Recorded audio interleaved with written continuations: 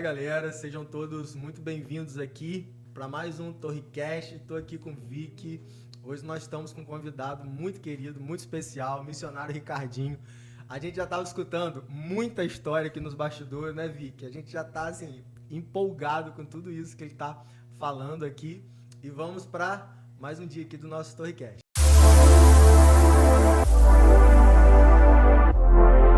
Ricardinho, seja muito bem-vindo. Uma alegria muito grande ter o senhor aqui.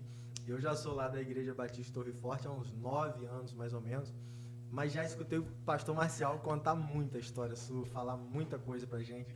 Quando eu te vi pela primeira vez, eu acho que eu te vi a primeira vez foi no dia que o senhor levou lá o Felipe Ricardo. Se eu não estou enganado, foi a primeira vez que eu te vi pessoalmente.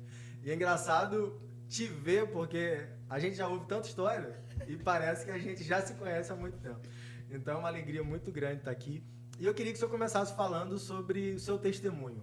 Como é que foi sua conversão? O senhor nasceu aonde? Da onde o senhor é? Eu sou daqui de Campos. Nasci na década de 70, mais precisamente 72. Sou filho dos primeiros hips do estado do Rio. É mesmo? Nilo e Biba. Um dos primeiros, né, da época, década de 60, 70. Eles são, no Google você acha eles, no Festival de Guarapari. Meu irmão tinha nascido parte na barraca, parte no hospital. E eles voltaram para o Festival de Guarapari com um bebê de pouco tempo de nascido, já tomando banho de mar, que é meu irmão mais velho. E me converti em 1995. Como que foi sua conversão? Eu, na verdade... Você tinha quantos anos? Em 90, você é de 72? Em 95 eu tinha 23. Eu ia fazer 23. Foi em janeiro, eu faço em março. Na verdade, eu me converti depois de muitos overdoses, depois de muita prisão. Eu tenho várias cirurgias no braço. Sou transplantado justamente por causa de droga injetável. Tenho uma perfuração no nariz esquerdo que vai até o cérebro. As fraturas foi briga? Não, de picada na veia. Sim. As cirurgias são de picada na veia, nos braços. Sim. E também o transplante foi porque depois de 25 anos, mais ou menos, de convertido, na época não havia o exame para hepatite C, e eu tinha adquirido e veio então a se desenvolver uma cirrose de último grau. E aí houve a necessidade do transplante, fiquei na fila... Fígado. Fiquei na fila 13 anos. Hoje vai fazer 3 anos que eu sou transplantado, em novembro. Isso foi uma das vezes que eu experimentei a morte, né? A minha mãe morreu de overdose, minha irmã se suicidou e faleceu no Dia dos Pais. Nossa! Meu irmão mais novo eu coloquei no tráfico e morreu com 19 anos, trazendo droga do Rio, num acidente de moto, em 96, em março. Eu já estava sendo treinado em Jucum. Eu passei pouco tempo numa casa de recuperação. Eu ouvi de um parceiro, o nome dele é Fábio Diegues Aquino, conhecido como Chacal. Então, tudo começou, o senhor entendeu que precisava ir para uma casa de reabilitação para largar as drogas? Porque ele sempre dizia, Ricardinho, muito drogado, tomando picada e roubando e fazendo tudo de errado. A gente se envolvia com crime diariamente. Eu nunca deixei de estudar. Mas ele dizia, depois de várias experiências com casos de recuperação e não conversão, ele dizia, Ricardinho, Jesus disse, vinde como estai. Ele mesmo teve esse entendimento. E vivia falando isso. E tem uma casa de recuperação, lá, vida amor, lá no aeroporto. E estava iniciando. Em 94, iniciou numa propriedade que tem ali em Mundéus, e foi montado várias barracas doadas pelo Exército de Campos. E em 94 ainda, dia 21 de dezembro, antes do Natal, eu fui lá e encontrei então alguém que disse, olha, primeiro eu encontrei vários indivíduos que eram de minha época de drogadição e de tudo, né? Alguns são muito conhecidos, de família muito conhecidas também em Campos. E aquilo já me impactou na chegada, mas eu só iria acreditar de verdade se eu tivesse essa experiência, né? E dia 21, então, de dezembro de 94, o Joãozinho, que era um obreiro na casa, ele virou para mim e disse, olha, Jesus disse que vinde a mim todos vós que estáis cansados, sobrecarregados, eu vos aliviarei. E aí começou a falar sobre os versículos de Mateus 11, 28, 29 e 30. E eu disse, cara, eu nasci na droga, sou filho de hips, minha mãe morreu de overdose, meu pai foi presidiário, né, traficante, e eu só conheço isso, né? Na verdade, eu não sei qual é o Deus, qual é o altar, a quem se dá, a quem se entregar, né, no caso. Eu não sei a quem adorar, eu não sei nada disso. Mas eu sei de uma coisa, o que você está me dizendo, eu estou com o mundo nas minhas costas. E está bastante pesada. E isso eu já vinha de N situações, inclusive de ver meu irmão dizendo durante quase 2 semanas, o tempo inteiro, você está doente, cara, você está doente, cara, você está doente. E eu fui embora naquele dia, mas eu profetizei e disse, olha, eu vou voltar. Foi embora da casa de recuperação? Naquele dia, 21 de dezembro. E aí, naquele instante, foi só uma visita. Mas eu encontrei pelo menos uns 5 da minha época. Não, só fui para conhecer. Entendi. 21 de dezembro de 94. A minha última experiência foi no Saco de São Francisco, em Niterói. E foi a 3ª vez que eu me afogava com o meu próprio vômito.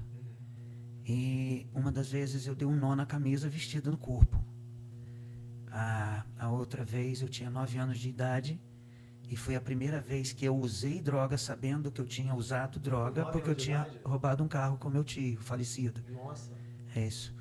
E foi em Ibitiba e as prostitutas num lugar chamado, uma gruta, era um bar chamado Popeye, elas me salvaram, 2. Eu ia morrendo com o meu próprio vômito, tendo uma convulsão. Eu lembro que ele comprou 1 litro de Chateau de Valier, trocou o que nós roubamos por muita maconha, muita droga. E eu lembro ele enrolar o cigarro. Eu já era filho de usuários, Já sabia, conhecia né? todos, só nunca tinha optado por usar. Sim. E foi aí então que eu tive um overdose, não sei, de álcool e droga e tudo. Com 9 anos eu não tinha estrutura, né? E fiquei de castigo. Eu estava indo para Búzios, para Jeribá. Eu passei verão lá de 82 a 87. E então a minha tia-avó me colocou de castigo. Eu fiquei algumas semanas sem poder ir. E o meu tio, que foi o causador de tudo, o protagonista, teve que voltar para Campos, né? E aí o que aconteceu? Essa foi a primeira vez, além das tentativas da minha mãe. Porque como já havia um menino, que era o meu irmão mais velho, ela desejava ter uma menina. Então eu não tive leite materno. Ela tentou me matar algumas vezes. Tentativa da sua mãe te matar. Isso. Além de ter secado o peito, né? Porque houve rejeição materna. Ela queria uma menina, já havia um menino. E veio então o Ricardo, o enxoval era rosa. Era uma realidade bastante diferente para um bebê, inofensivo, né? Sem defesa. Ela tentou me afogar na banheira, tentou me dando água sanitária. Nossa. E quando meu pai foi detido, foi preso, em 78, eu acho, 77, ela deu veneno de rato para todo mundo, mas ninguém morreu. Ela foi expulsa de Minas Gerais, ela era chefe revolucionária, procurada pela DOPS em 1968. Participou, acho, de guerrilha armada, aquelas coisas na ditadura no auge. Isso. E aí ela chegou a namorar um tio que era da Marinha, mas com ele não havia muita aventura. E aí meu tio disse, olha, eu tenho um irmão que está uns 3 meses sem tomar banho, sei lá, 30 dias sem tomar banho, uma coisa dessa. Ele está em Atafona, ela foi lá, conheceu meu pai e ficaram juntos 14 anos, até que ele foi detido. Então, nessa experiência deles de toda essa coisa de hippie, proibido proibir, liberdade total, em geral, o que acontece? Eu cheguei depois do meu irmão e não fui aceito. E nessas tentativas dela, quando então meu pai vai preso, ela já tinha vindo, nesse período, expulsa de Minas Gerais, tinha 21 processos aqui, inclusive contra o governo também, tem reportagens dela lutando contra o governo para a soltura do meu pai. E ela foi embora para São Paulo por causa de todos os processos que ela tinha aqui. Estelionato, assalto à mão armada, tráfico, tinha muito processo, 21. Nossa. E morreu em Piracicaba de overdose. É o laudo que a gente tem da certidão de óbito. Droga comum na época assim, que era cocaína? Heroína? É cocaína injetável. E botava no isqueiro assim, né? Não, destilava com água mesmo, ou até a seco. Se colocava na seringa, Diluía, botava assim, e diluía com o próprio sangue. Exato, diluía com o próprio sangue muitas vezes. Água de vaso, qualquer coisa, água de poça d'água, seringa enferrujada. Campos sempre foi uma cidade de muita droga mesmo. Então, é fato comprovado, se você for ver quantos presídios a gente tem aí, né? Verdade. Missionário, aí você foi visitar essa casa de recuperação. 21 de dezembro de 94. Mas quando que você realmente voltou para lá? Você realmente Aí, internou? exato. Aí, essa foi minha última experiência com a convulsão através do vômito. Foi porque eu fui trancado num carro lá no Saco de São Francisco, já cheio de cirurgias nesse braço, já tomando picada no outro. As cirurgias eram para restaurar a vascularização. Isso, exatamente. A droga estragava as veias todas. Exato. Nossa. E chegava a explodir às vezes, né? E também por causa de errar a veia muitas vezes, né? De se injetar muitas coisas, uísque, vinho, tudo, quando não tem, ou quando se espera a droga chegar, né? O objetivo é fazer um efeito mais rápido? Exato, Do que tomando, exato. Potencializar a dose Exato. E então, dia 31 para 1º de janeiro de 95, lá no Saco de São Francisco, eu fui trancado no carro para poder não usar.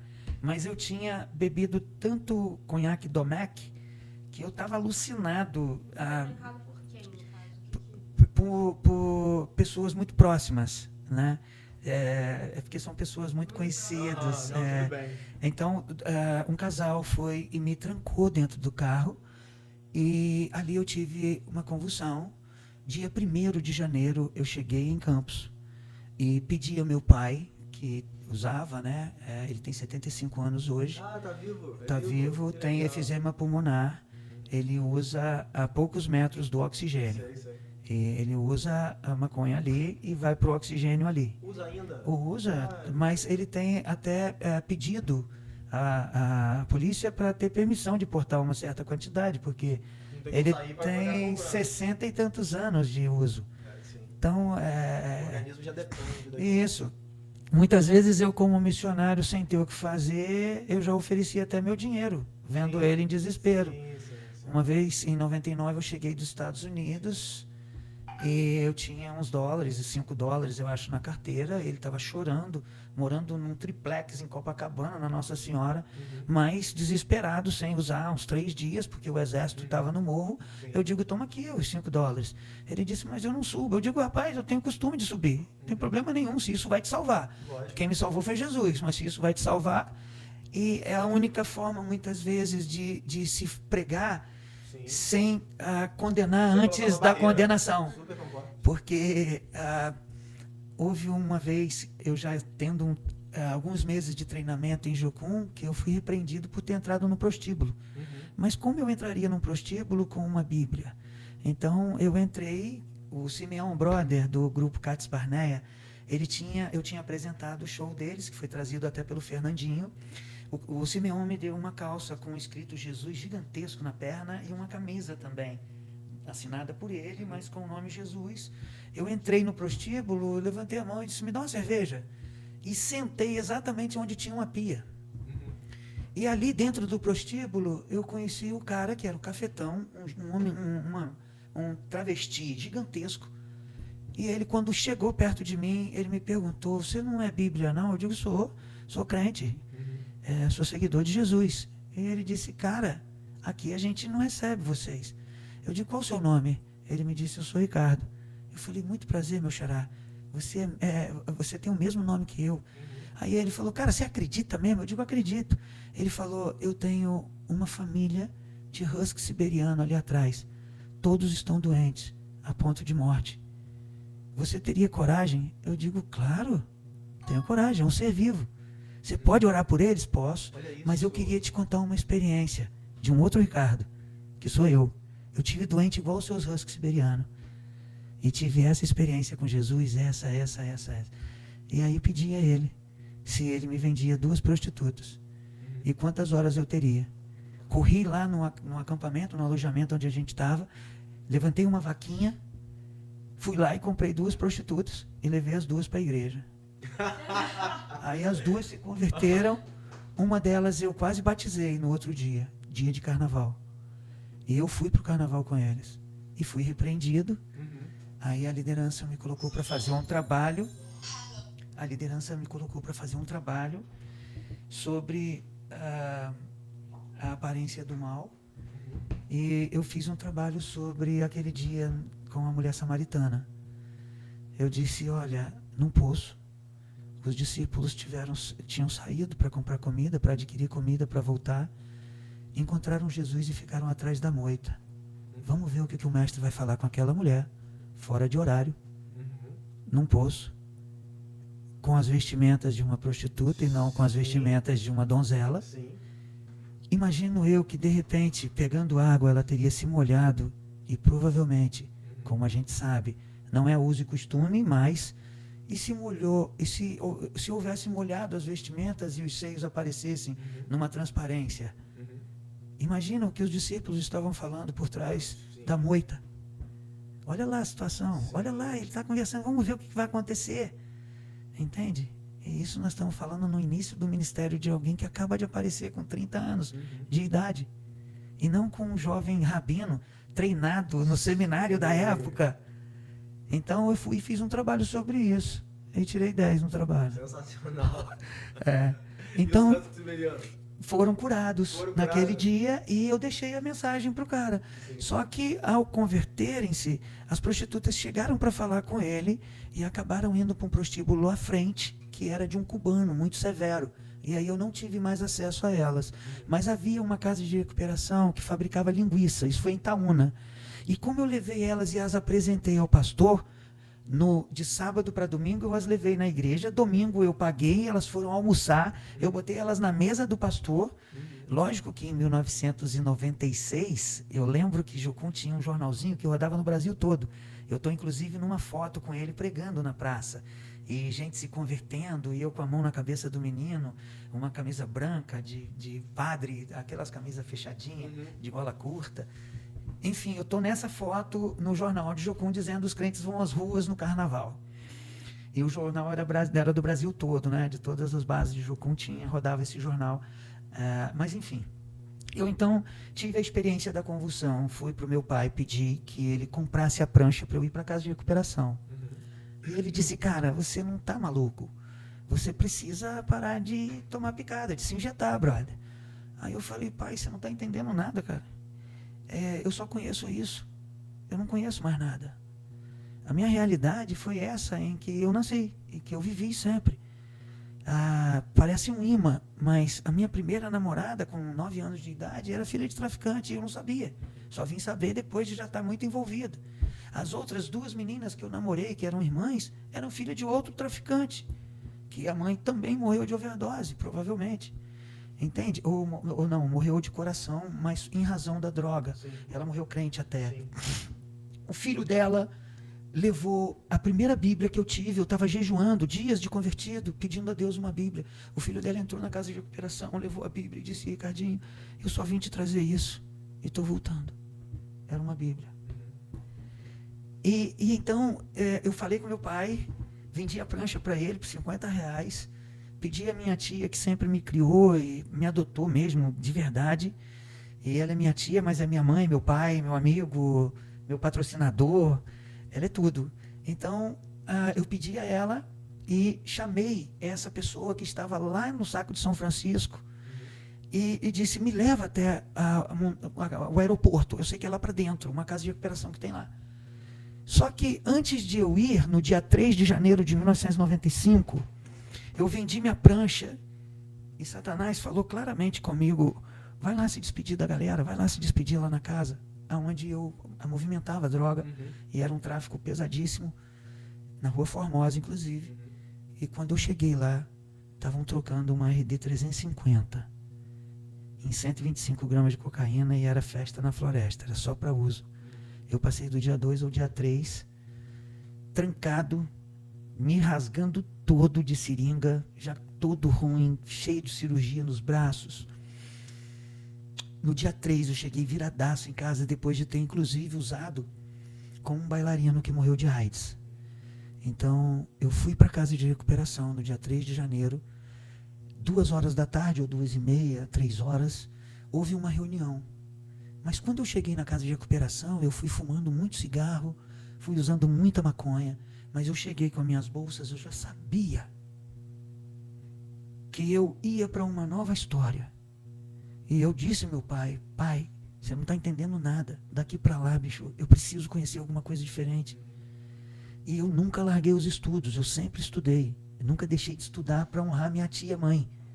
Então eu fui, cheguei com as minhas bolsas, larguei o restante da maconha que tinha, o restante do cigarro que tinha no carro, botei a minha bolsa todo furado, pescoço, tudo, pé, o corpo todo furado de picada. Cheguei lá e disse, amigo, não precisa nem dar geral na minha bolsa. Daqui para lá, ou acontece alguma coisa, ou o que vai acontecer eu já conheço e já sei. E aí então, de tarde, eu me recordo do texto e tudo que foi usado e foi pregado sobre os gigantes e as montanhas, que são os nossos desafios, né? Quais são os seus Golias?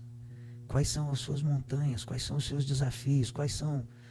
Aí foi quando então eu decidi que eu queria experimentar dessa verdade que traz a libertação, né? Inclusive é engraçado porque a palavra verdade são 3 caracteres em hebraico, ela forma a palavra emet, que é a mesma coisa do tabernáculo. O meio do tabernáculo, o centro do tabernáculo, se chama santo lugar. Essa palavra é verdade, emet. Jesus, quando diz eu sou o caminho, a verdade e a vida, ele diz eu sou o tabernáculo. Antes era só a nuvem, era só um vislumbre. Hoje sou eu. Que legal. Eu sou o pátio, aonde você entra pela porta. Lembra que ele diz, eu sou a porta? Isso. O que você encontra ao passar pela porta? Uma bacia. Uma bacia enorme, brilhante. O que você faz ali? Você se lava e reconhece a sua nova identidade. É o batismo. Logo depois, o que você encontra? E assim por diante. Então, quando Jesus fala, eu sou a verdade, ele está dizendo, eu sou Emet. Eu sou Aleph, Mem e Tav. O alfabeto hebraico são 22 letras. Se colocar as outras 2, que são caracteres que formam letras, são 24. O meio delas, central, é a 13ª letra, é Mem. A última delas é Tav. E a primeira delas é Aleph. É como se Jesus dissesse, eu sou o início, o meio e o fim. Que legal. Você sabe o que é mais bacana disso tudo? Se você tirar o Aleph, fica a palavra Mat, significa morte. Sofisma. E todas as religiões que eu conheço, e já estudei um bocado delas, são parte da verdade, mas sem Deus. Porque Aleph representa Deus, o único. Entende? O início. Então, quando dizem Apocalipse, não retire um só caractere dessa palavra, é porque a verdade é do Aleph ao Tav, do início ao fim. Se um dia alguém não se apresentar no início, vai ter que se apresentar no fim, porque ele é o alfa, mas é o ômega, né?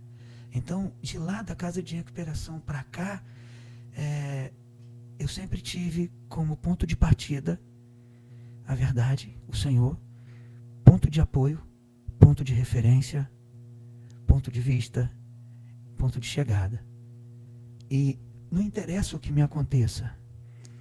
Meu filho mais velho, ele já se envolveu com drogas durante um tempo, eu nunca o proibi. Eu disse, tenho dois. O Gabriel e a Suri.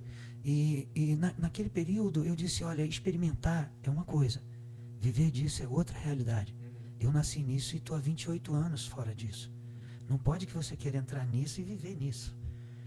Então, e isso eu digo também para o meu pai, que entrou nisso com 12 anos de idade. E sempre falei para todos eles, né? Meu pai prega claramente. Ele diz, olha, Ricardo está indo para lá, eu estou indo para lá. O problema é da multidão que está me seguindo e nem sabe que eu estou indo para lá.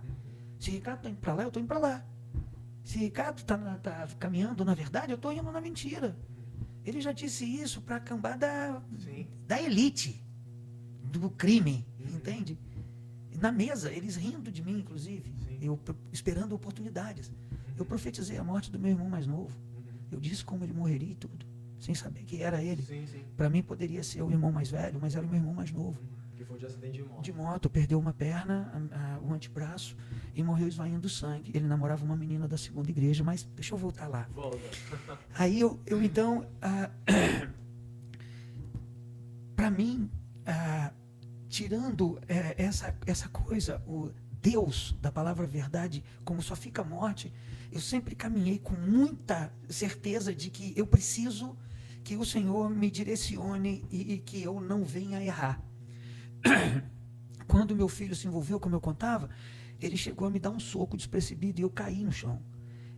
Eu caí desmaiado praticamente, levantei e disse, meu filho, seu pai te ama, cara.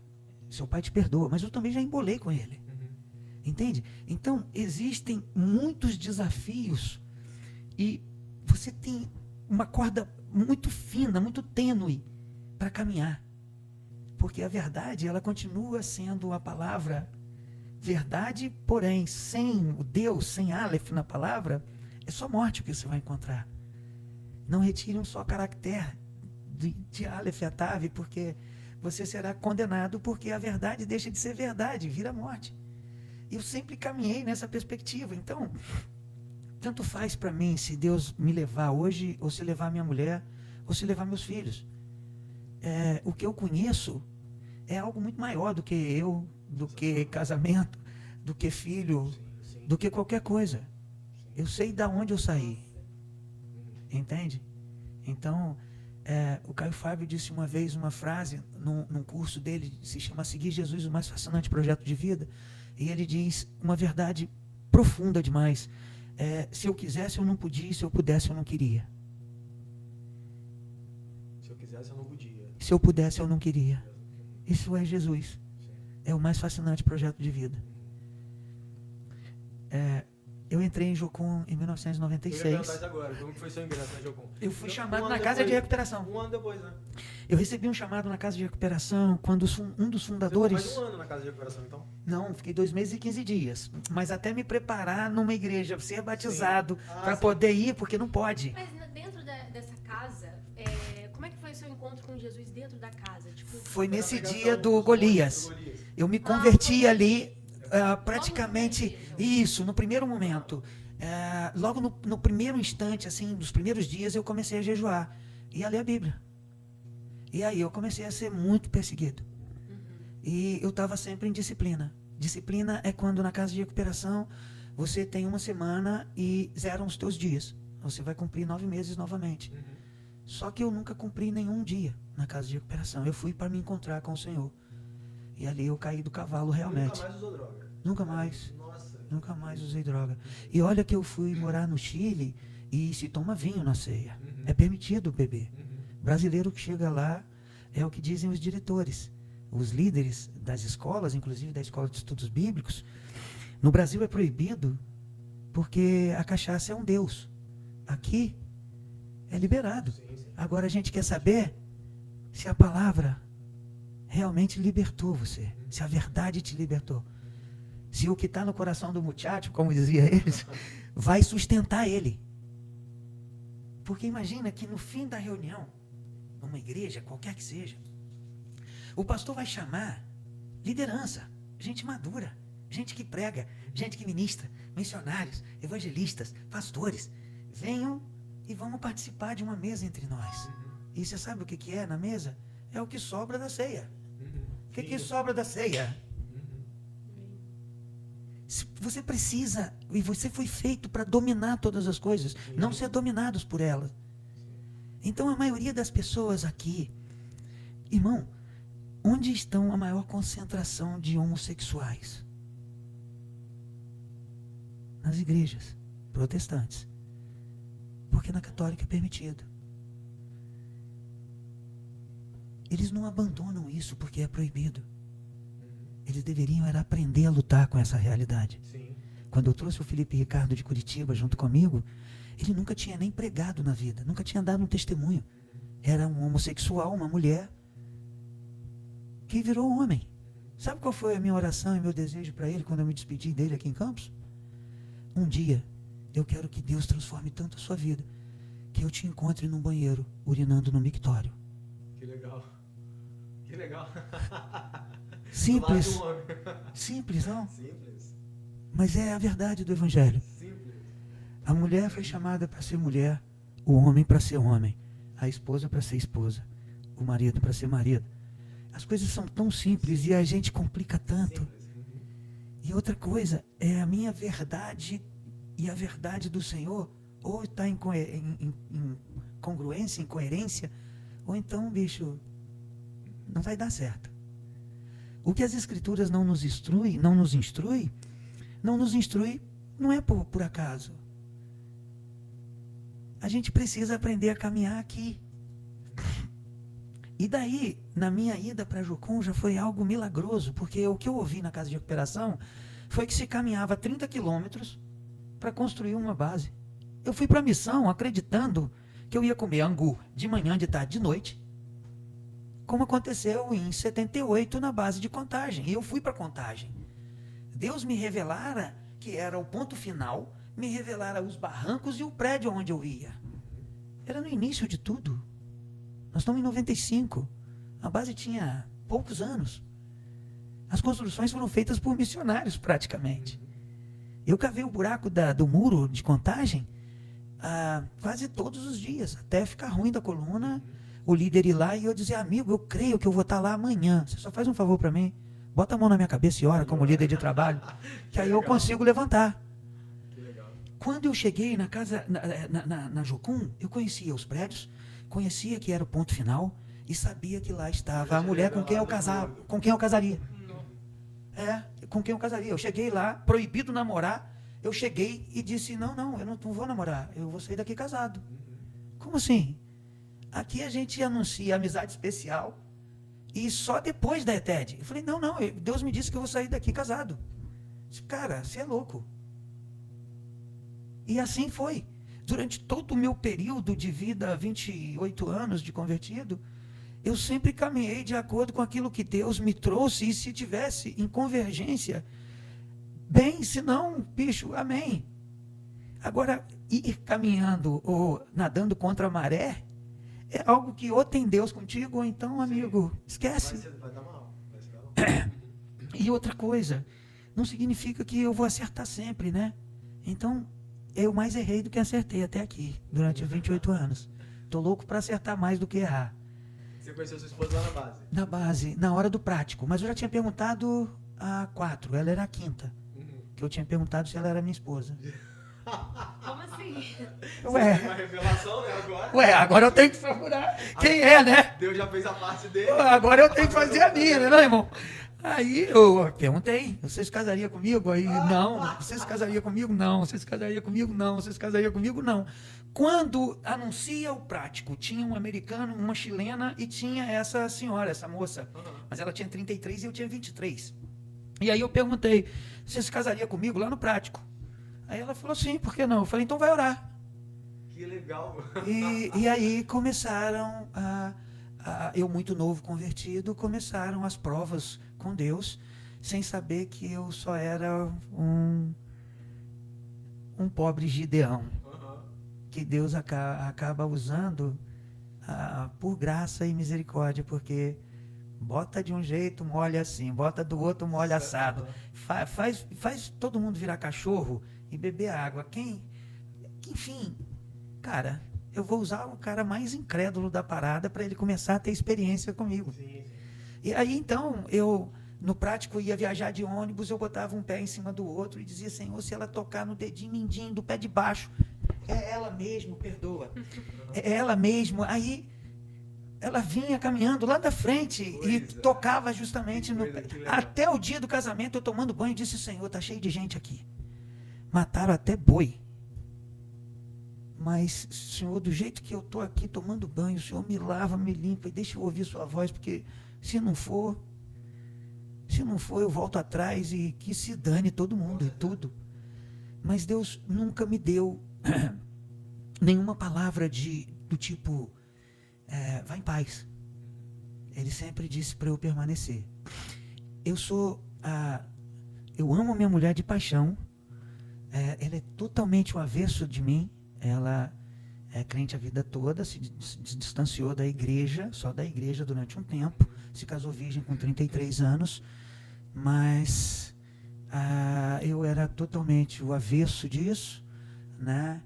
E então nós tivemos, são 27 anos, completou ontem, são 27 anos de muito problema, mas por amá-la apaixonadamente, eu nunca deixei nem ela sair de perto de mim, entendeu? Então a gente vive junto 24 horas por dia. Então imagina um casamento 24 horas por dia, durante 27 anos, com 2 idas dela para Itaguaí, ficado lá uma vez 8 meses, a outra vez 4 meses.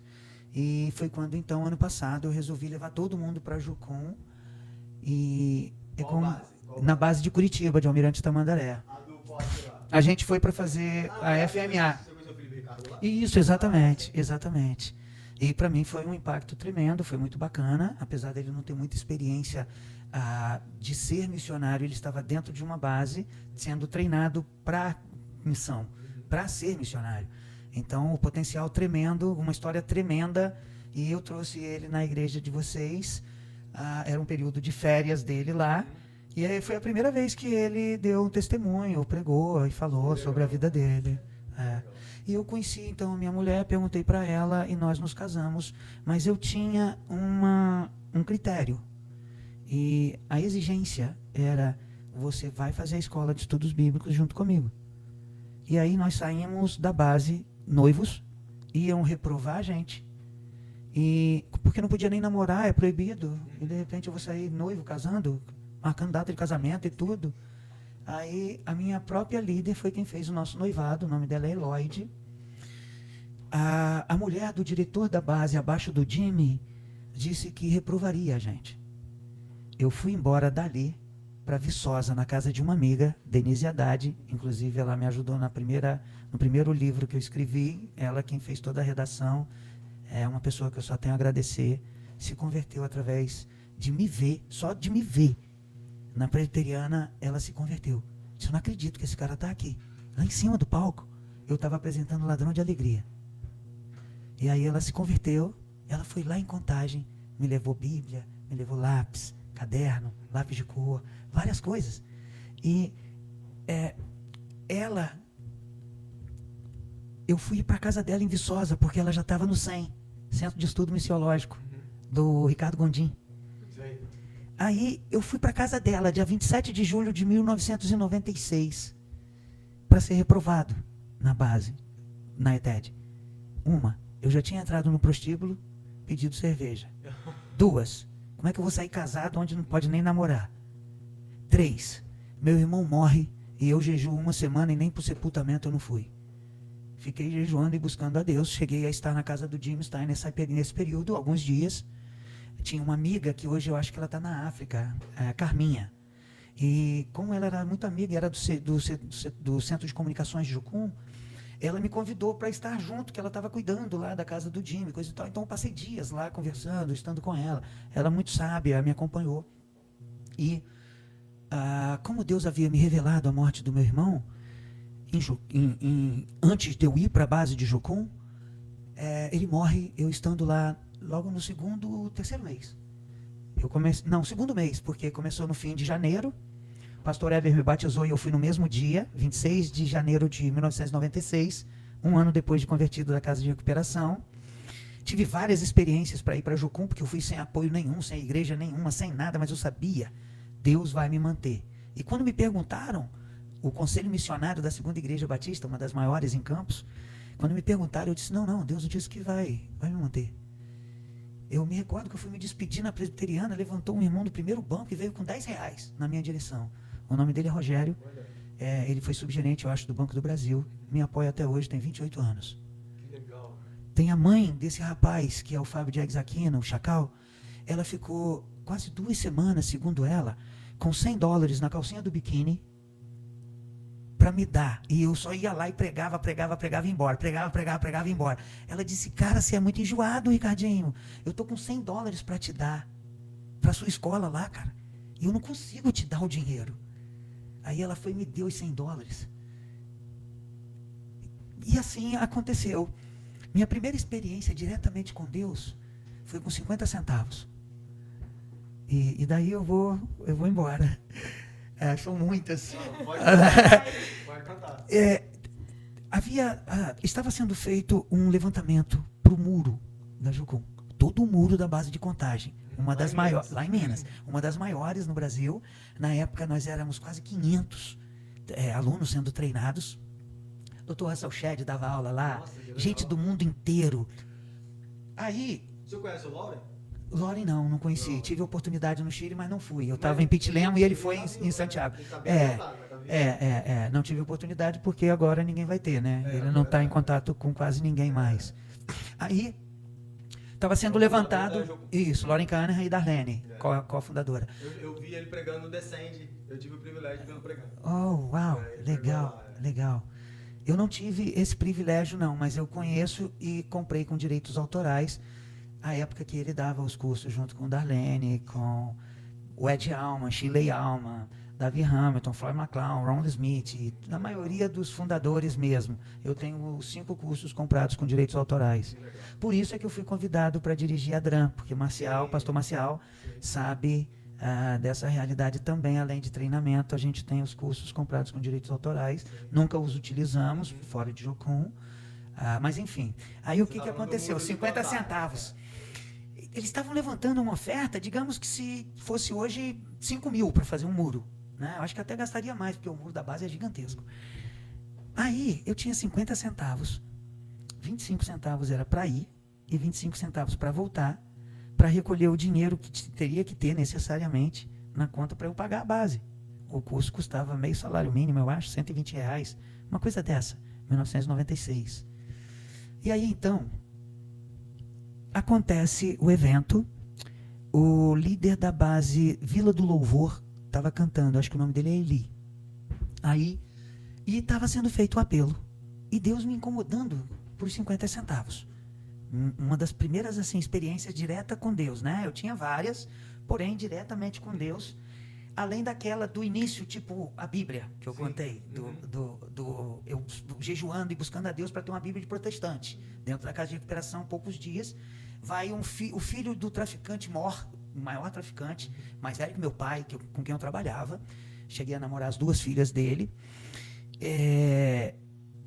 Chega lá com a Bíblia e diz, olha, eu só vim aqui dentro para te entregar isso. O chefão do tráfico. O filho do chefão, isso. Foi e levou a Bíblia. Quando a minha mãe morreu, ela morreu convertida e ela deixou essa Bíblia. E aí eu estava jejuando, orando e buscando a Deus por uma Bíblia. Esse rapaz, eu encontrei em 98, com uma bactéria correndo no sangue, aqui no Plantadores de Cana.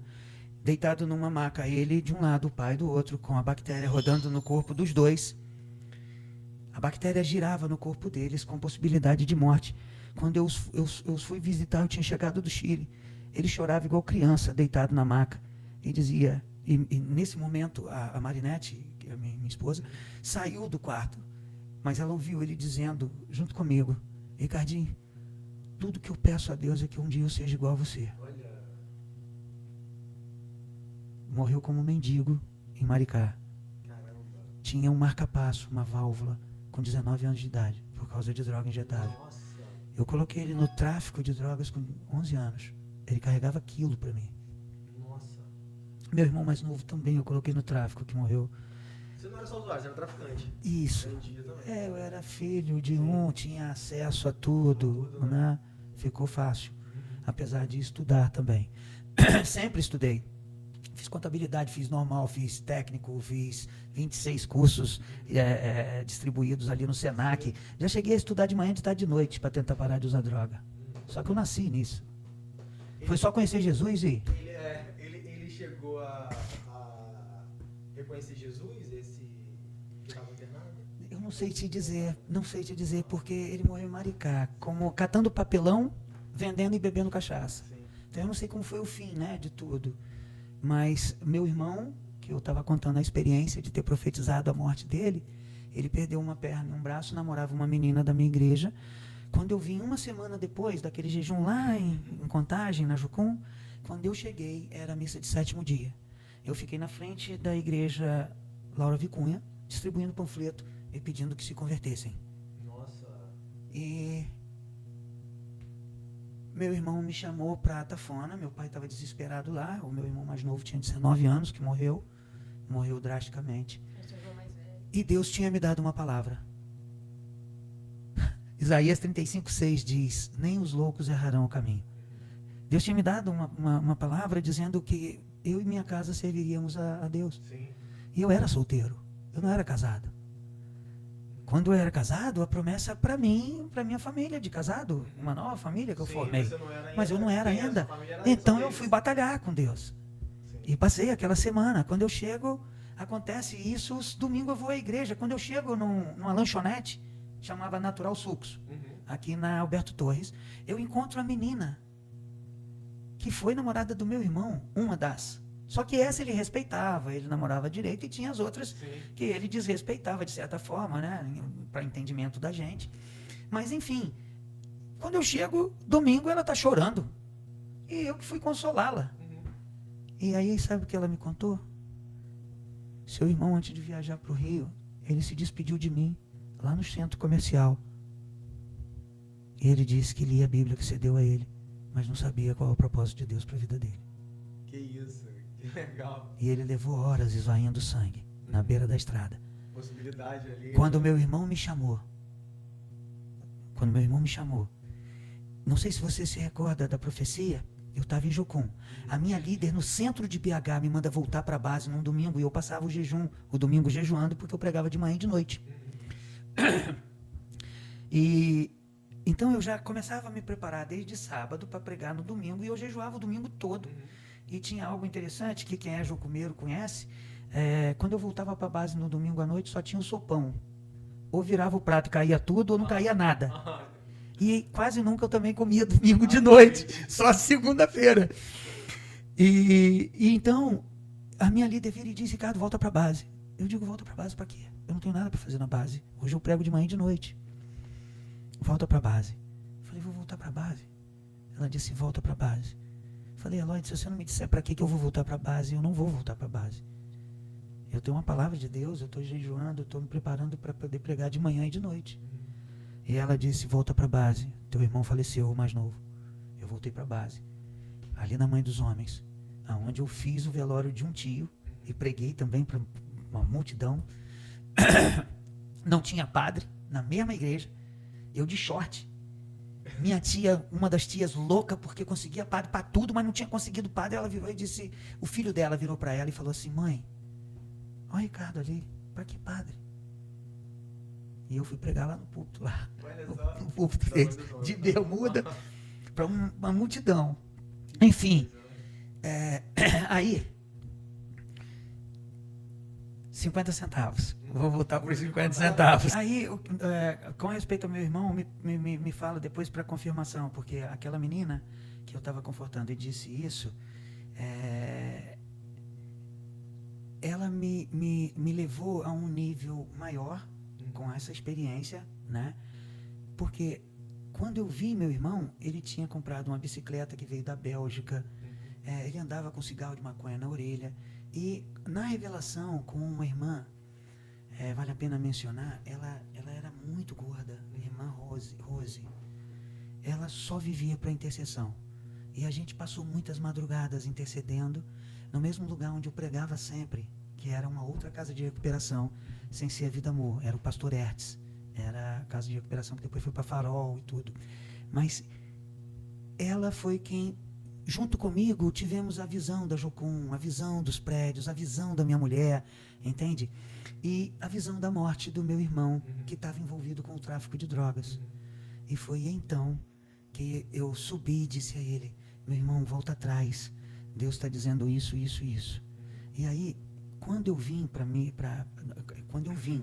para Jocum, naquele dia, 30 de março de 1996, estava lá na Mãe dos Homens, e meu irmão pega o telefone e diz, foi uma fatalidade, Ricardo.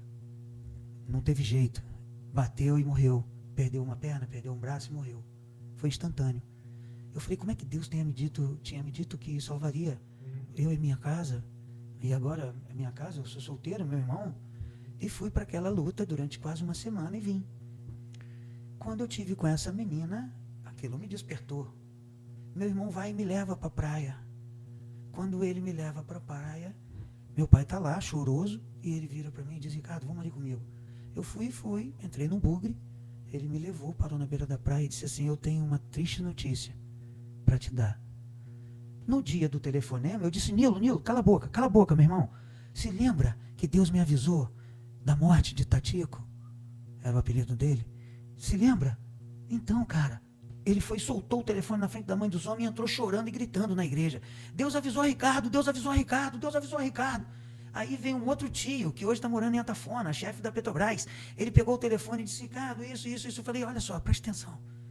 Deus tinha me dito que ele morreria num acidente de moto assim, se ele continuasse no tráfico. E ele foi buscar cocaína. Só que ele tinha noção. E ele foi salvo por causa disso. E da confirmação que a menina me deu. Meu irmão foi. Mas como que eu sabia que ele tinha sido salvo? Meu irmão virou e disse, eu tenho uma notícia horrível para te dar. O nosso irmão perdeu uma perna e um braço. E ficou esvaindo sangue por horas na beira. Eu falei, aleluia, glória a Deus. Aleluia, glória a Deus. Isso é maravilhosa essa. E aí, o que acontece? Foi o tempo que ele teve para pelo menos dizer, olha o Deus que salvou o Ricardo. Eu sei que não dá para fazer nada. Não, com certeza. Mas dá para me salvar aqui. Se você lá salvou o ladrão da cruz. E muitas vezes, meu irmão, eu pegava ele, passava de carro, pegava ele onde eu ia pregar e dizia, guarda só o que você tem. Ele traficando, ele guardava e ia me ouvir pregar. E ele brincava dizendo em casa e tudo, ele dizia, ó, Ricardo fica caguetando a gente. Mas ele me ouvia pregar.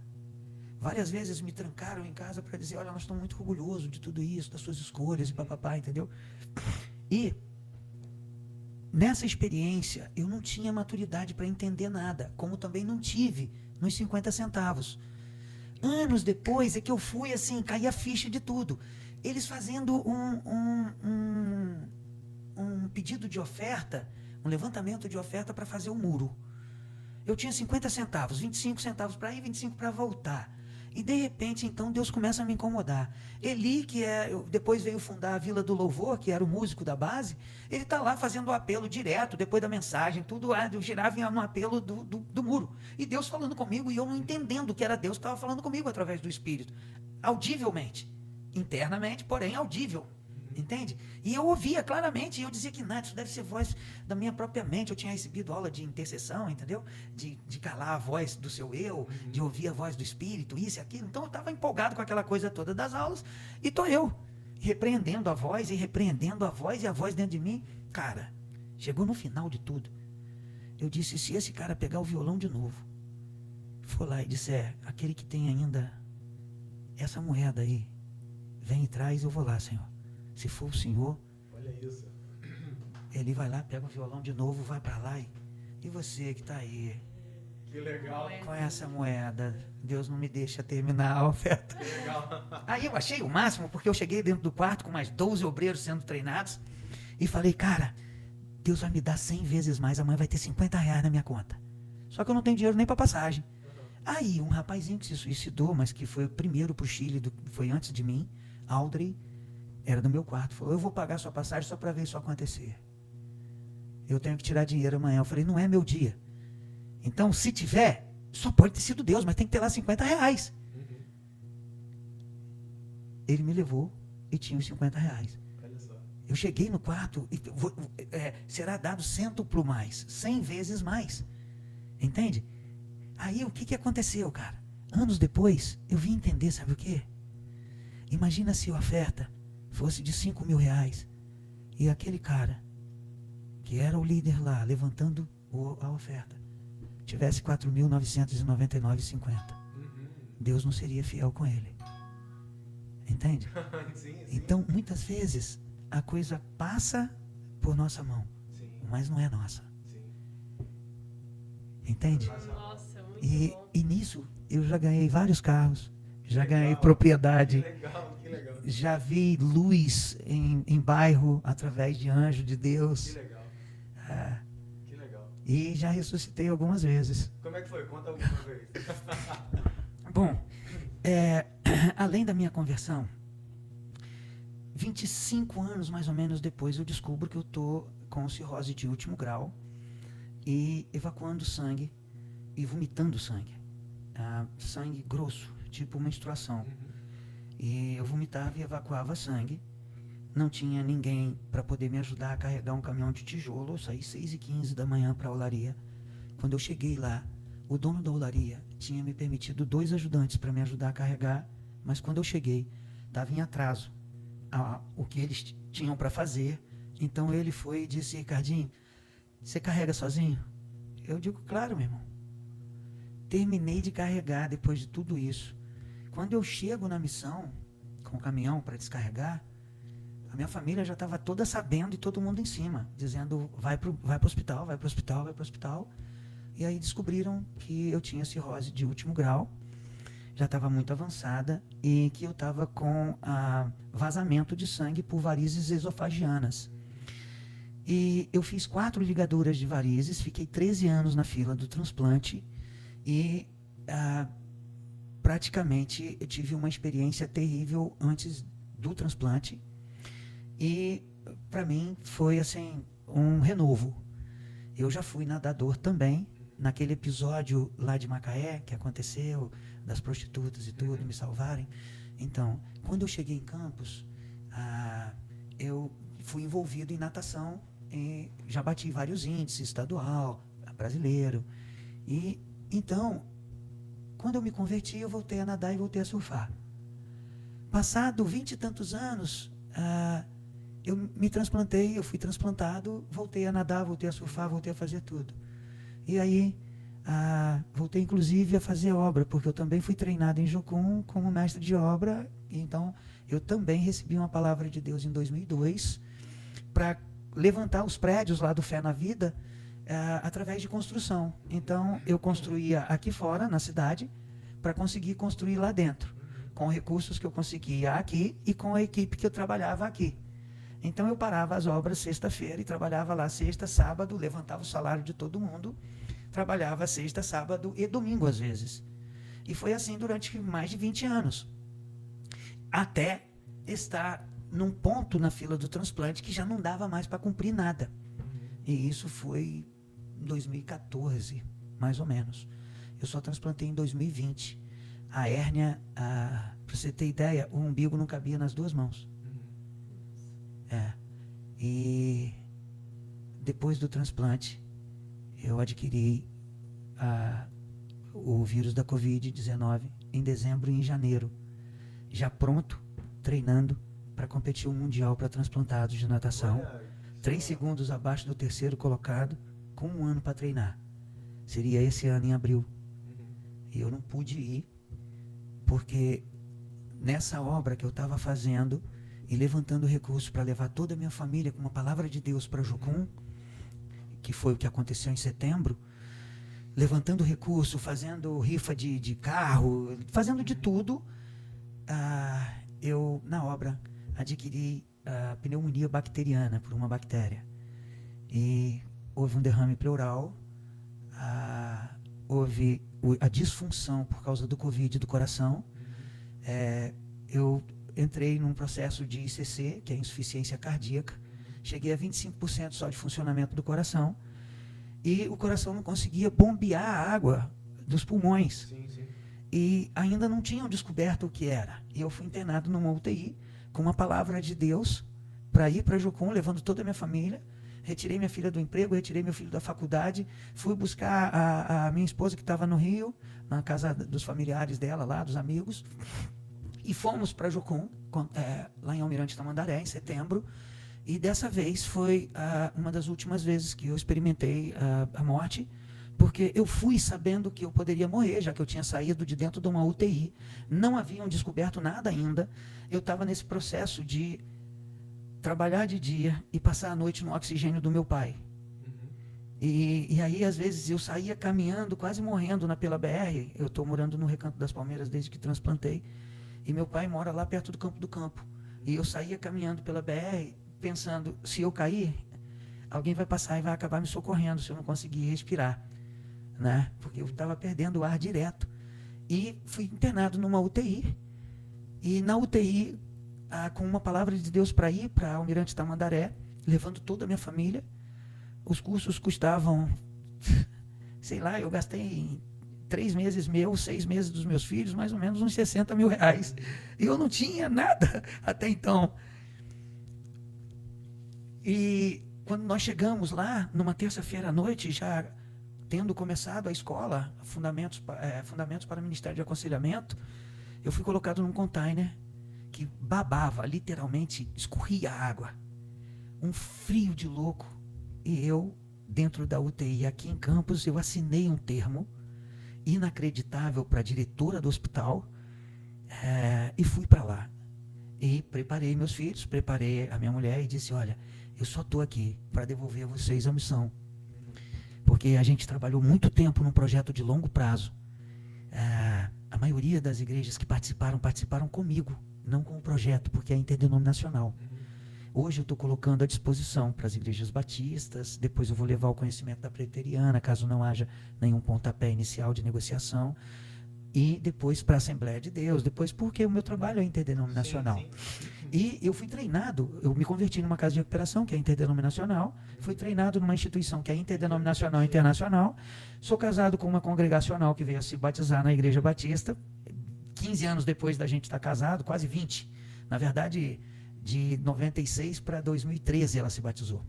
Junto com o lançamento de um livro meu, ela se batizou junto com os meus filhos. E então, quando eu cheguei lá, nesse container, eu disse, não fala nada com ninguém. Eu vim para morrer, mas eu quero deixar vocês aqui. O curso dos nossos filhos está pago, o nosso curso está pago e vai entrar tanto. Minha senha é essa, vocês ficam à vontade e quando voltarem, patrimônio é lá, vai manter vocês em missões. Chegamos terça-noite, eu passei quarta-feira muito mal dentro do quarto. Ainda assim, subi a escadaria, 3 andares de prédio de container. Fui para dentro da sala, não consegui respirar direito. Todo mundo sabia, todo mundo via. E todos os dias, durante os 3 meses, praticamente, eu passei em hospital. Indo de Uber, voltando de Uber, fazendo cateterismo, fazendo isso, fazendo aquilo. Vocês, inclusive, da igreja de vocês, chegaram a contribuir também. É isso, eu sei. Então, o que aconteceu? Na quinta-feira, 8 da manhã, era reunião de oração. Eu tinha pedido para minha mulher não falar nada com ninguém, nos deixar no container que estávamos. Do lado de fora, o container era insalubre. Do lado de fora era verde. Do lado de dentro, se você puxasse a cama, era verde também. Eu cheguei a me comprometer em levar o isolamento térmico e acústico, ensinar eles a fazer, porque hoje eu estou montando um motorhome igreja numa van. Eu aprendi como mestre de obra e estou fazendo isso agora, por isso está à disposição a missão toda. Sim. Trabalhamos durante mais de 20 anos num projeto de longo prazo. As igrejas que apoiaram ao missionário Ricardinho, né, que respingava na minha família, né? Mas toda a construção foi feita através de uma palavra em 2002 para fazer tenda. Não tenda para beduíno no deserto, como era o caso de Paulo, mas fazer tenda, já que eu tinha aprendido construção civil. Sim. Alguém que acreditou muito em mim, que foi o pastor Charles Anthony, que é da Segunda Igreja também, tocava junto com o Fernandinho, Ministério de Louvor, hoje ele está no calabouço.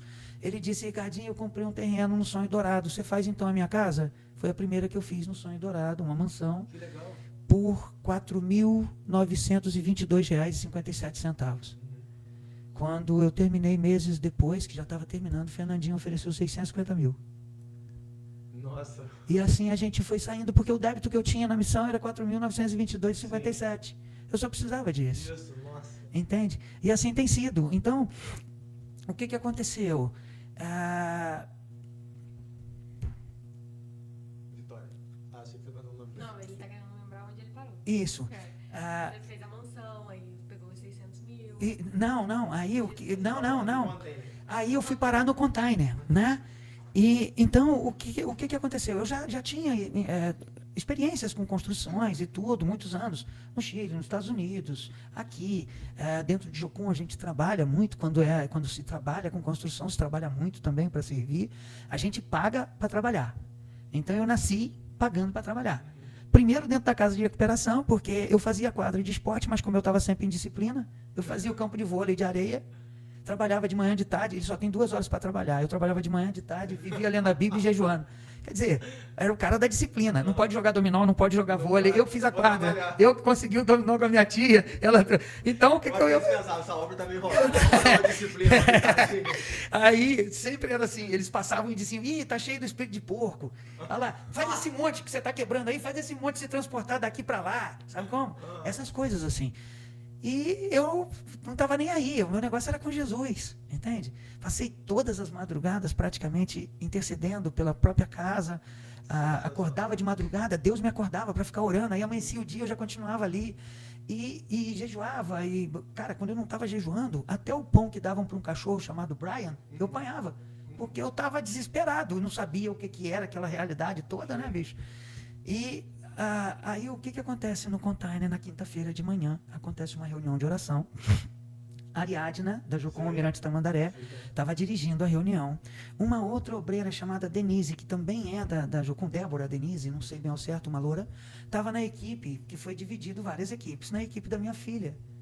E então houve um momento em que perguntaram, existe algum pedido importante de saúde para intercessão? A minha filha disse, meu pai está morrendo.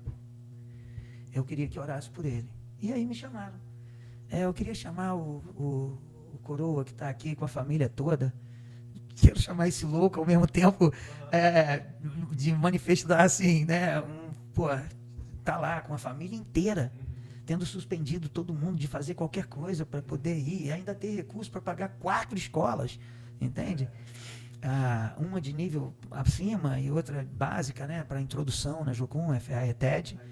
E eu e minha esposa, que já tínhamos feito parte da Escola de Estudos Bíblicos, fomos fazer a FMA por questão pessoal, de problemas no casamento, né? De realidades culturais, linguística e tudo. A gente é totalmente o oposto. Exato. Então, aí fomos. Fizemos o teórico, porque nossos filhos queriam fazer o prático. E era um prático desafiador, porque meu filho queria ir para o Uruguai e minha filha ia para o Amazonas, trabalhar com os índios. Então, seria muito recurso e eu precisava voltar, levantar recurso para eles e, ao mesmo tempo, chegar e administrar uma obra que eu estava fazendo e passei o tempo que eu estava lá também. Mas, enfim, nesse dia, a Débora ou Denise comunica a Ariadna, me chamam, oram por mim e tem a gravação do dia que lá eu fui curado. Naquele mesmo dia eu fui curado, fui para a cidade, ao médico que eu ia com frequência, passei os 3 meses indo, conheci um médico de República dos Camarões, o nome dele é Elias, mas não é crente. Quando eu chego lá, eu digo, a minha situação é essa, eu sou missionário e esse é meu histórico. E eu assinei um termo, saí da UTI, mas hoje pela manhã, não sei se o senhor acredita, mas oraram por mim, eu tenho certeza que eu fui curado, eu só vim aqui para tirar raio-x, fazer isso, aquilo e o outro. Testificar. Sabe quem era o cara? Cardiologista de especialização. E o meu problema era cardíaco agora. Olha só. Não era mais da pneumonia bacteriana. Havia acontecido um derrame pleural. Geralmente, segundo a explicação dele, o derrame pleural acontece em um só pulmão, identificado como derrame pleural. Quando a água invade os 2 pulmões, mas não invade muito, significa que o coração não está conseguindo bombear. E aí começaram-se os exames para o coração. E aí, não só ele comprou a minha briga, mesmo sendo clínico geral e não podendo exercer a profissão como cardiologista, lá em Almirante Tamandaré, em Curitiba, cada setor tem apenas 2 cardiologistas, 2 ginecologistas, 2 pagos pelo Estado. O restante é tudo particular. E ele era cardiologista de uma clínica importantíssima, mas uma particular, de República dos Camarões, mas vivia no Brasil. Ele era Clínico geral. Falou, cara, eu vou te atender. Vou comprar tua briga. Igual o Canindé. Aí ele comprou a minha briga, me arranjou um outro médico, me arranjou encaminhamento. Eu fui parar no Angelina Caron, acho que é isso. Um hospital, referência para transplante. E lá eu fiz cateterismo, fiz isso, fiz aquilo, fiz o outro. E descobriu então, com uma japonesa cardiologista, que fez o cateterismo, ela disse, o seu problema é medicamentoso. E naquele dia, então, eu estava pronto para morrer. E através da intercessão naquele dia, eu fui curado daquilo que me levaria a cabo. Fui atestar que tinha sido curado, o pulmão estava ok, porém o coração estava problemático por causa do derrame pleural e, segundo eles, eu tive Covid 2 vezes em dezembro e janeiro e foi gravíssimo. Uma das vezes eu tinha mandado meus filhos para a escola missionária de férias, essa que eu recebi 40 alunos agora aqui em julho, né, até dia 22 de julho, aqui em Campos. A gente fez um alvoroço aí com 40 jovens de Jocum aqui, de Glicério, a liderança do Robson Oliveira. E ele me desafiou para conseguir uma igreja em um bairro, e a gente esteve aqui com esse time. Eu mandei meus filhos, na época, para Campinas. E, no auge da pandemia, o que aconteceu? Dos 400 garotos, 350 voltaram para casa levando Covid. Eu tive um problemão com a liderança, que é justamente uma liderança mais nova de Jocum, com várias experiências novas e um pano novo, uma roupagem nova de Jocum, e disse, cara, nós estamos no auge da pandemia. Ainda que você tivesse uma palavra, e você deveria ter, por que você não colocou a mão nos 350 e curou por aí mesmo? Porque se eu tenho uma palavra de Deus, eu preciso ir e crer. Correto? Aí você devolve para casa 350 dos 400, porque alguns deram negativo. Mas eles deram negativo porque tiveram imunidade suficiente para combater. Exército brasileiro não consegue vencer o exército de Israel nem dos Estados Unidos, não, cara. A maioria de nós, os brasileiros, vai sofrer com esse vírus. Porque eles vêm batendo, e se você não tem um exército mais bem preparado, e digo imunologicamente falando, o que vai acontecer é problema. E aí, meus filhos pegaram quem? É um cara que toma imunossupressor todos os dias, até o resto da vida, transplantado. Estava nadando, estava surfando, estava fazendo tudo, ia até para competir um mundial de natação, mas eu não tinha onde enfiar meus filhos. Sim. Se eu levo para casa do meu pai, 75 anos de idade, usuário de droga, fuma maconha todo dia, o dia inteiro, até de madrugada, ele fuma ali, vai para oxigênio ali. Eu ia matar meu pai, é fisematoso. O normal dele é abaixo de 90. Sim. O nosso normal é acima de 90. E eu estou falando de saturação, oxigênio no sangue. Então, minha tia tem 65 anos, quem me criou, quem é minha mãe, é como um vó para eles. Eu vou botar ela na casa dela, ela mora sozinha, largou o apartamento para a gente morar no Recanto. E como que eu faço isso? Eu falei, cara, fica no quarto ali. E eu vou atender vocês. Um de vocês não está aqui. Mesmo se tivesse, eu tenho que levar sopa, tenho que levar comida, tenho que estar em contato, tenho que sair para ir ao banheiro, tenho que vir ao banheiro, tenho que... Então, eu acabei pegando em dezembro e acabei pegando em janeiro também, com a escola de férias. O que danificou o coração. Exatamente. E aí, hoje, eu estou com insuficiência cardíaca ainda, porém com 45% de funcionamento, o que quase normaliza. Acima de 50% eu estaria normal. Mas sem poder fazer exercício físico, eu engordei mais de 20 quilos. Deixa eu contar a experiência de novo do Canindé. Isso. Eu vou contar de novo a do Canindé, vocês fazem o corte que acharem devida. Vindo para a missão, ou então eu posso contar uma nova também, se quiser. Não, pode contar. Ok. O que você quiser. Então vamos lá. Em 98, em Jocum, dando aula de Novo Testamento, eu recebi uma palavra de Deus e a estrutura de um prédio. Que tinha a quadra de ginásio, que atendia crianças e adolescentes, que treinava obreiros jovens, meia-idade, e que atendia também a idosos. Então, a ideia era a geração futura, passada e presente, porque as escrituras apontam nessas direções, correto? E aí, então, eu voltei para o Chile, eu vim para ensinar Novo Testamento na Jocum do Rio. A gente já fazia parte da escola de estudos bíblicos, recebi isso de parte de Deus. A gente estava fazendo o prático da escola de estudos bíblicos, que é o seminário da escola, com 4 livros, método indutivo e etc. E então eu voltei para o Chile, lá desenharam toda a planta e tudo, e nós ficamos em preparação para quando Deus decidisse isso. Aí, como a gente tinha trabalhado com igrejas, né, levantaram-se uma equipe de jovens e foram para lá para o Chile. Eu tive que deixar Jocum, porque eles não tinham recurso para pagar os cursos. A igreja deles era uma igreja mais ou menos pobre, a igreja do Fernando Trindade, no Eldorado. E foram, então, todos eles. Se gastavam R$700, eles ganhavam R$70 da igreja. Né? E aí eu decidi, com a minha esposa, a dividir tudo que a gente conseguia com todo esse grupo. E treiná-los e vir para fundar o trabalho. Mas a gente não tinha terreno, a gente não tinha dinheiro, a gente só tinha, assim, muita fé, eu, e experiências, né? Passamos um período longo de jejum. Na verdade, no 13º dia, minha mulher já estava muito magra. Um dos componentes da equipe tinha emagrecido 30 quilos. Nossa. E eu subi naquele dia o morro se chama Cerro de la Cruz. Na base de Jocum tem um monte onde tem uma cruz. Cada um foi para um lado para buscar de Deus uma resposta, porque já não dava mais. Tinha gente vendo frango voando, desmaiando no banheiro. E o que se podia fazer era algumas torradinhas de vez em quando quando estava muito ruim, com água, e continuar. A água podia, porque a partir de 3 dias é um perigo vital, né?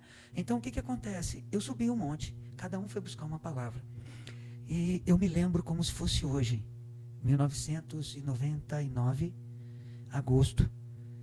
E a palavra está na minha Bíblia, porque eu cantava assim: não quero ter sobre mim um só cuidado qualquer que seja, pois somente um seria muito para mim.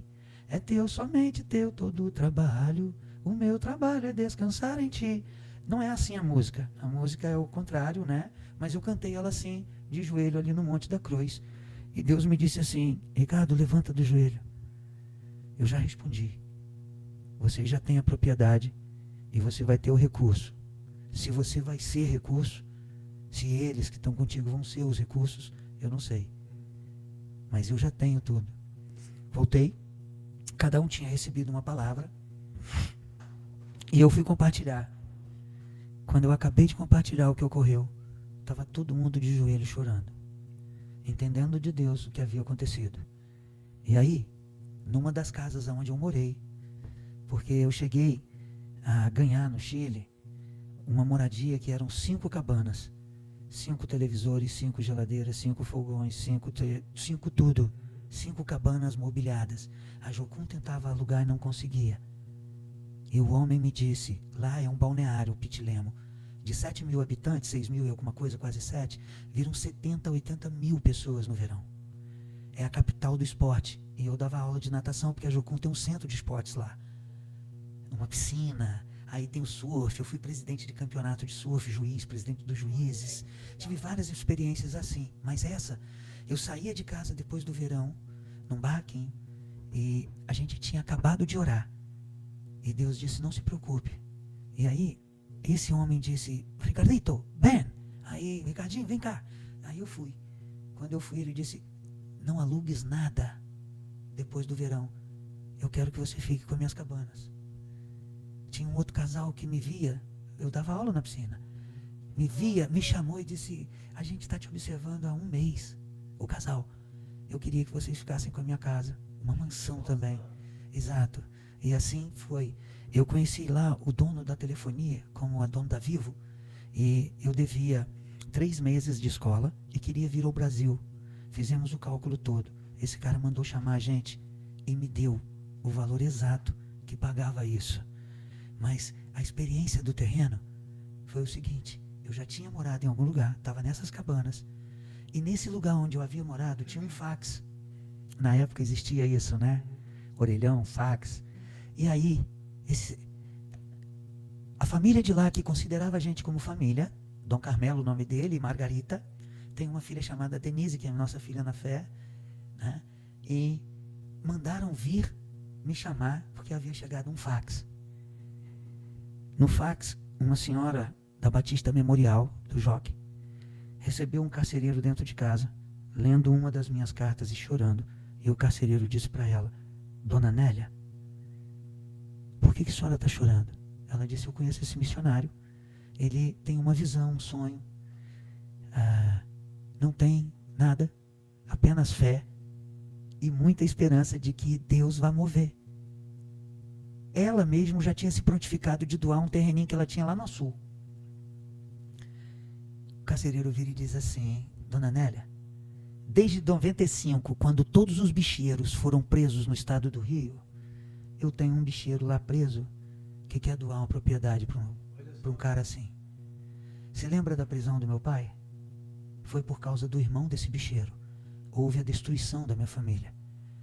Quando ele chega na porta da propriedade para doar um pedaço da terra, ele fica sabendo que sou eu, começa a chorar e diz: manda ele pegar os fundos, manda ele pegar a frente, manda ele pegar tudo. Se ele quiser, eu tenho outros terrenos se ele não quiser aqui. Qual era o nome do lugar? Bairro Nova Canaã, propriedade Lagoa das Pedras, Água da Rocha. Falei: amigo, ele me mostrou uma pilha de documento. Eu digo: amigo, só falta eu trocar o nome para Moisés. É lá nesse lugar mesmo que eu tenho que ir. De 8.942 mil metros quadrados, hoje são quase 40 mil. É isso. E quem deu foi o bicheiro? Foi o bicheiro. Isso. E o fax dizia: já temos o terreno. Entendi. Pode falar o nome do bicheiro? Pode, Cláudio Pedra, Cláudio Adelino Pedra. Ele é irmão de Zé Pedra, que é da Pedra 90, isso. Zé Pedra foi para quem meu pai carregava 900 gramas, alguma coisa assim, e foi preso. Zé Pedra é morto, Cláudio Pedra é morto, mas o Cláudio chegou a me visitar várias vezes e eu rejeitei dinheiro que ele até vinha me oferecer. Nossa, glória a Deus. E dessas, existe luz num bairro inteiro, existem carros e carros que eu já ganhei. Nossa, tem uma menina, minha amiga, Natália, ela tem algum parentesco com o pessoal da família Pedra. Deve ser filha da Andréia ou do Robson, que é a Grilo, é o meu amigo e irmão de criança. Ela vai ver esse podcast, ela vai saber, Nátia. Então, eu contava no início para vocês nos bastidores sobre os 90 centavos. Eu preguei, tinha 90 centavos, a passagem custava 90, eu tinha R$1, uma moeda de R$1 que tinha lançado. Eu preguei, chamei o pastor Vasco da Presbiteriana Central, desci e atravessei a rua. Lá tem uma rua para atravessar, para você pegar o ônibus para travessão. Né? E também pega para Nova Canaã, que é o Canaã onde é o projeto. E aí, eu ainda nem tinha carteira de motorista, não tinha nada, mas precisava de um carro. E aí, então, eu atravessei e fui até o ponto do ônibus, encontrei um senhor e disse: senhor, o senhor viu se passou o Canaã? Ele foi e apontou para a ponte do meio e disse: lá, ele está indo lá, acabou de passar pela aquele paulado que tem na ponte ali. Eu falei: então eu vou voltar e vou comer um pedaço de bolo. Botei a mão no bolso, tinha 10 centavos. Eu lembrei: gente, a passagem é 90, eu só vim com R$1. Eu não tenho dinheiro. Quando eu fui atravessar de novo o obelisco, já desce um rapaz correndo, o nome dele é Rodrigo, ele é policial, Rodrigo Angel. Ele é policial, mas é crente da Presbiteriana. E aí ele já veio pela escadaria da Presbiteriana na frente e disse: Ricardinho, pô, rapaz, eu tenho uma oferta aqui, para você ver abençoar a gente. Tinha R$50 no envelope. Eu falei: cara, mas agora não adianta, o ônibus de travessão vai passar 11 horas. 15 para as 10, até 10 horas passava o Canaã. Eu entrei. Enquanto eu entrava para comer o bolo, uma mulher dizia para o marido dela: sabe aquele carro que você quer me dar? Não é para mim não, é para esse missionário. Olha só. E ali eu ganhei um carro. Que Muita isso! experiência com Deus, né? Que coisa incrível. Que coisa incrível. Glória a Deus. O treinamento em Jucum é o mesmo. A vida dentro da igreja deveria ser a mesma para todo mundo. Não tem ninguém que eu conheça que seja pior do que eu. Eu acho que o pior indivíduo para Deus salvar foi a mim mesmo. Salvou, né? Então, isso tudo é como um banquete que a maioria de nós muitas vezes não quer nem beber água. Com certeza. Com certeza. E aí, como diz aquela parábola, ele tem que sair buscando aleijado, coxo, manco, mendigo, para poder participar do banquete, porque aqueles para quem o banquete foi preparado não quiseram. É o filho pródigo, que na verdade não é o que foi, é o que ficou. Sim. Porque a parábola, Tem tudo ali. Kenneth Bailey, inclusive, explica ela muito bem no Parábola de Lucas, porque é exatamente, o pródigo não é o que foi. O pródigo é aquele que ficou e não reconhecia quem era, o que tinha e quem era o pai. Verdade. Não saber quem é, não saber quem é seu pai e o Saber que quem você era tem. ele mesmo, né? Cosmovisão. É. A cosmovisão dele era totalmente equivocada. Sensacional, missionário. Muito bom, mas a gente tem que fazer uma parte 2. Eu já tô pensando a gente dividir. Parte 2, parte Foi 3. maravilhoso. Então, luz em bairro, propriedade, carro, família. Eu achava que eu tinha AIDS, cara. E eu só fui fazer exame anos depois de casado. Inclusive, quando o Gabriel nasceu no Chile, ele foi dado como alguém muito problemático. Porque para dormir era uma loucura. Eu empurrava o carrinho voando à frente e depois voando a traseira do carrinho para ele dormir.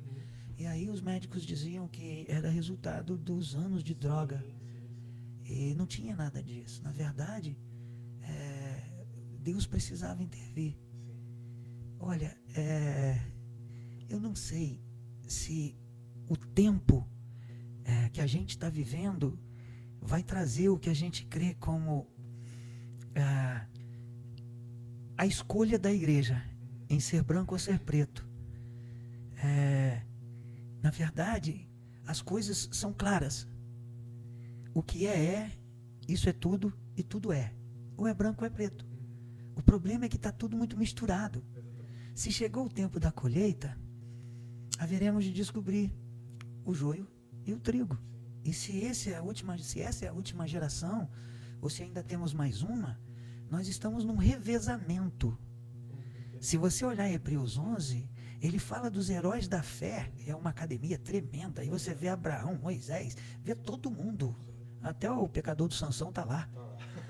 Mas, enfim, diz, lá no 11, de 36 em diante ali, diz exatamente que todos esses não conseguiram completar a carreira sem a gente.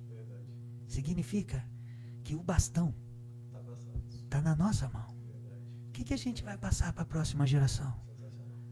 Entende? Que a gente consegue pelo menos chegar até eles. Entende? A nossa carreira foi cumprida ou está sendo cumprida. Um dos versículos mais desafiadores para mim é Provérbios 4:23. Diz que a luz do justo é como a aurora do dia. E o caminho vai se tornando tão perfeito e tão claro como o sol de meio-dia, 1h. Imagina que eu estive 5 horas da manhã, 5h30, no lusco-fusco. Estava começando a clarear, lá na casa de recuperação. Eu estou há 28 anos caminhando.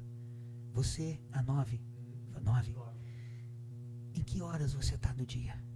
Até que seja tudo tão claro, tão óbvio, tão simples, que eu possa dizer, estou indo para casa. Entende? Quando Paulo diz, eu aprendi a viver contente, ele primeiro teve que ser aluno para aprender alguma coisa. Depois que ele aprendeu a viver. E depois que ele aprendeu a viver contente. Como que eu digo para minha mulher, ou como que minha mulher diria para mim, eu aprendi a viver contente? Eu não conseguiria falar isso com ela, nem com meus filhos, e nem eles para mim. Então, a aurora do dia, até se tornar aquele ponto, a gente precisa estar caminhando, porque a vereda é um caminho que só se trilha sozinho. A vereda do justo, o caminho do justo, a vereda do justo, em algumas traduções, e é melhor interpretada, que é um caminho bem estreito. Lembra que a porta é estreita? Sim. Então, é só você. E essa vereda só se trilha sozinho. Ela precisa ser 5h30, mas precisa chegar um dia, naquele dia que você estiver pronto, 1h, onde não tenha escuridão nenhuma, nem partícula de escuridão. E sabe por que existe escuridão? Porque não dá para esconder nada na luz. Então, quando chegar aquele momento da 1h, duvido alguém conseguir esconder alguma coisa. Nem eu, nem você. Sabe por que Éden era paraíso? Não. Porque eles viviam nus e não tinham vergonha um do outro. Ou seja, como é que eu faço para ser transparente e não ter vergonha de mim mesmo. Nossa, muito bom. Isso é paraíso. Isso é pra gente. Isso é para os irmãos, para a igreja. Acredito que diante da maior parte da minha vida e da minha existência em Jesus, ou eu seria considerado um herege, muito herege, ou então eu seria considerado alguém que andou com Deus, entende? A escolha são das pessoas, isso não me interessa muito. Se a minha mulher vai me deixar amanhã, eu não acreditava nem em segundo casamento. Até ano passado eu não acreditava em segundo casamento. Deus teve que falar comigo claramente. Ricardo, eu era casado com o povo. E o povo, reiteradas vezes, me desobedeceu, foi rebelde, se afastou de mim, foi para o exílio. Fiz de tudo, com laços humanos te atraí, diz Oséias 14. E aí, esse povo foi transpassado. Se não fosse transpassado, você não faria parte do povo que vem para casar com o cordeiro. Amigo, como é que você não aceita? E eu não aceitava. Era uma das coisas que eu não aceitava de um dos melhores líderes que eu tive em Jocum, de Escola de Estudos Bíblicos, Adenilson Salmo da Silva, o nome dele é Tanabi. Caio Fábio, também não aceitava. E de repente, não faz muito tempo, Deus me diz, Ricardo, eu vou casar. E não vai ser com aqueles que eu escolhi. Eu criei um idioma para criar um povo, para falar com ele, para criar tudo isso. É o povo hebreu, eu criei o hebraico. Esse povo não quis. Lembra? Você só é povo. Porque aqueles que eu dei, eu vim para os meus não me quiseram. Então aqueles que me aceitaram foram feitos filhos de Deus. Sou eu, é você. O gentio, como diz as Escrituras, não, somos nós. Porque não somos descendentes de Abraão, não somos hebreus, não somos judeus. Entende?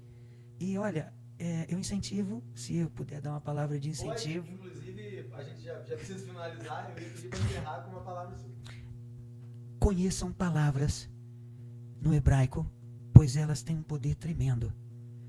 Elas têm valores, hebraico não tem número, elas têm princípios e têm conceitos.